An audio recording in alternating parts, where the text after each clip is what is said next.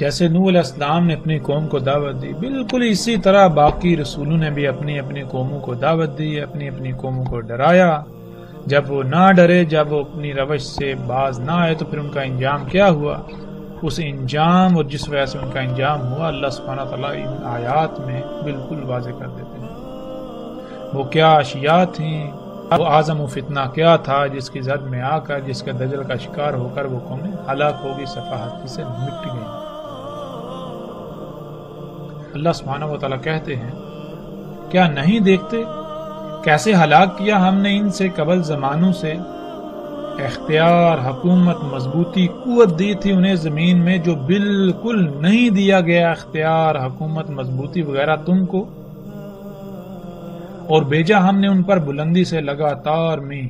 اور کر دیا ہم نے نہروں کو جاری ان کے تحتوں سے، پس ہلاک کیا ہم نے ان کے ذنوب کے سبب، یعنی ان کے اپنے ہی اعمال کے سبب، آسمان سے لگاتار می برسا اور نیچے ان کے پاؤں تلے سے نہریں جاری ہو گئی، اور ہم نے اپنے قانون سے ان کے بعد زمانے کو دوسرے کر دیا۔ اس آیت میں اللہ سبحانہ وتعالیٰ بالکل واضح کہتے ہیں، اللہ سبحانہ وتعالیٰ کہتے ہیں کہ قوم نوح سمیت جتنی بھی قومیں پہلے گزری ہیں،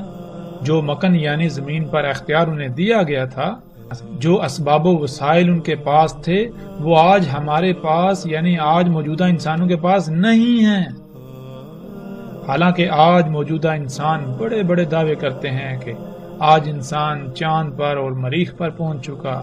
جدید ترین ٹیکنالوجی حاصل ہو گئی، اب ہمیں کوئی زوال نہیں۔